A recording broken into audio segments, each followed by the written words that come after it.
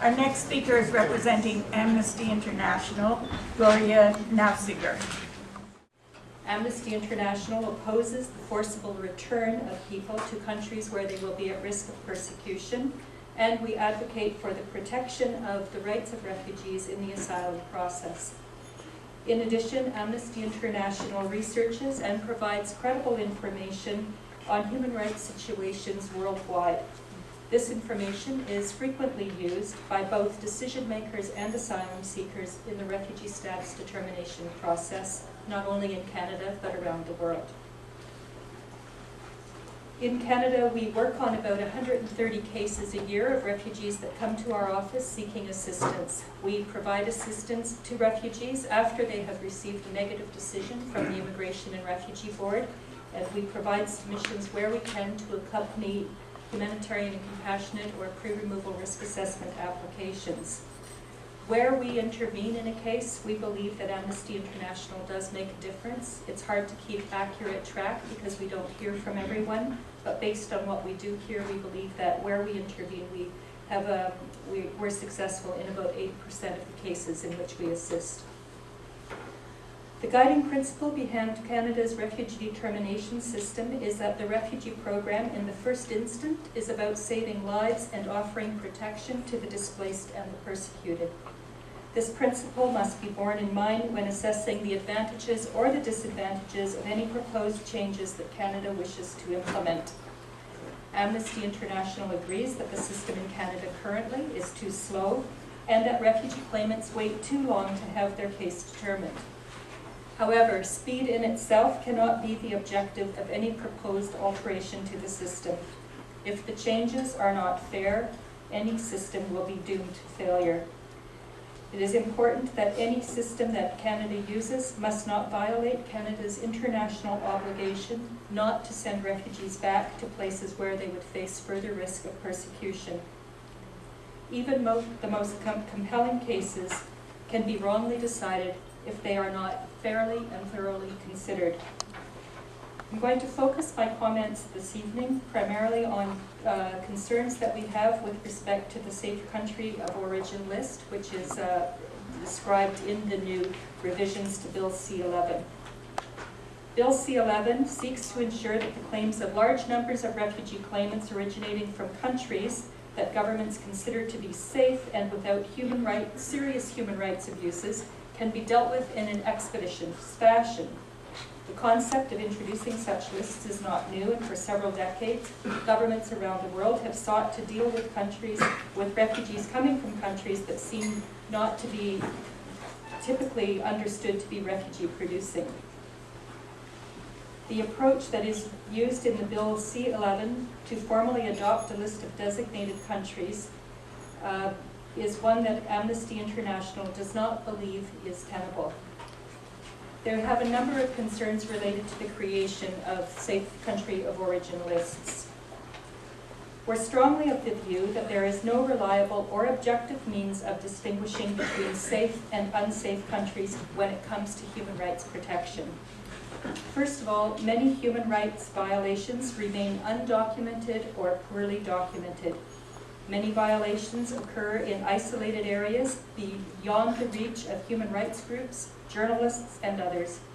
For cultural reasons, victims may be reluctant or even unwilling to report these violations. That can be particularly the case for women and girls and other groups that face deeply entrenched stereotypes and taboos which dissuade them from speaking out. They may not want to speak out about violence, discrimination, and other human rights concerns. For many political, economic, or other reasons, individuals reporting violations may not be believed. In fact, it is often the refugee claimants who are coming from countries deemed to be the safe that are among the first that present the first information about new or intensified instances of new human rights abuses that are occurring. A second concern is related to the pattern of human rights abuses that can change very quickly. Conditions, in fact, in some countries can deteriorate overnight. The sudden surge in post-election violence in grave human rights abuses in Kenya in January 2008 is an example of this kind of sudden change in country conditions. Third, and more fundamentally, we believe that it is impossible to assign a quantifiable measurement to human rights violations, especially when comparing violations from different categories of rights. While assessments of a country's human rights record can be clearly carried out with a goal of gaining a general impression of a situation in a country, Amnesty International believes that it has been proven impossible to statistically account for countries that can be ranked or compared with each other. Throughout the close to 50 years of comprehensive human rights researching and reporting, Amnesty International has refrained from ranking countries in the order of their human rights record violations. Notably, the United Nations High Commissioner for Refugees has highlighted the concern about the difficulty of formulating a list of safe countries of origin, pointing to the inevitable imprecision of judgments about prevailing human rights situation in countries, as well as the pace at which such situations can evolve. Finally, we believe that the lack of a reliable, objective means of measuring a country's human rights record, we're concerned that it could be very subjective and politicized factors could enter into the decision to designate a certain country. For instance, if Canada was interested in negotiating a trade agreement or boosting levels of tourism or investment with the country in question, would it be less likely to be designated? If Canada had an important military or strategic relationship with the country in question, would it be designated? Are countries with which Canada has a close relationship more likely to be designated than with countries where Canada's relationship is strained? We have other concerns as well. Treating individuals differently when it comes to access to justice violates critical international human rights guarantees with respect to equality and non-discrimination.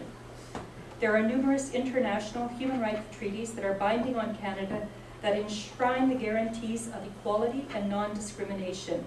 This is certainly the case when it comes to the fundamental rights of access to the courts and equal treatment before the law. The designated countries of origin provision in Bill C-11 would run afoul of both Article 2 and Article 13 of the International Covenant for Civil and Political Rights, where some groups or individuals would be unequal before the Immigration and Refugee Board for no reason other than their country of origin. The guarantee of equality is also central to the UN Convention relating to the status of refugees.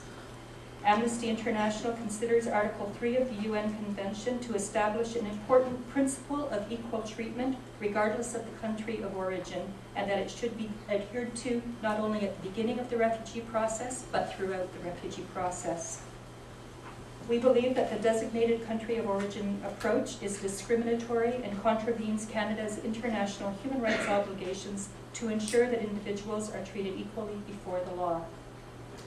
A third concern is that treating individuals as a group rather than on the basis of the individual merits of their claim contravenes a fundamental principle of refugee determination. A fundamental principle of refugee protection is that refugees should be judged on their individual merit. This is a principle that has been highlighted repeatedly by the United Nations High Commissioner for Refugees. It has long been recognized that the definition of a refugee includes both a subjective and objective element. The fact that all substantive matters associated with the establishing of the criteria of the designation of certain countries are left to the regulations and not enshrined in the Act itself is of great concern. The Act itself leaves the designation outside of the Act and is to be designated at a point in time in the future. There's absolutely no criteria that helps us to know what the regulations will include when that criteria is established. We don't know if the criteria will depend on a country's human rights record, the level of corruption, or any other measure. It's also not known what approach would be taken to evaluating and measuring the criteria. These are not casual considerations. They are very important as the people who are not allowed to have access to, that people who are coming from countries designated as safe countries of origin will not have access to the Refugee Appeal Division. And if I had more time, I would talk about the damages of not having access to the Refugee Appeal Division, but I'll leave my comments.